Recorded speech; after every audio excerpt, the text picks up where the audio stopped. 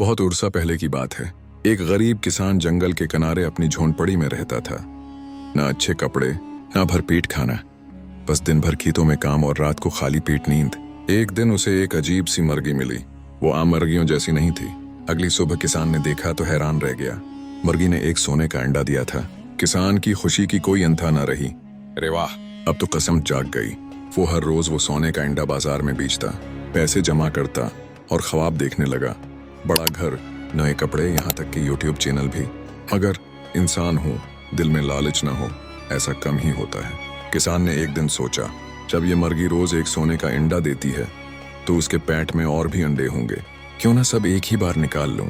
बस फिर क्या था, उसने छुरी उठाई और अपनी किस्मत को खुद ही काट दिया।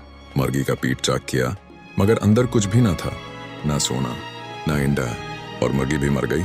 किसान वहीं जमीन पर बैठ गया, आंखों में आंसू, दिल में पछतावा, और फिर धीमी आवाज में बोला, मुर्गी भी गई, सोना भी गया, ऊपर से किसी ने लाइक भी नहीं किया, ना सब्सक्राइब किया।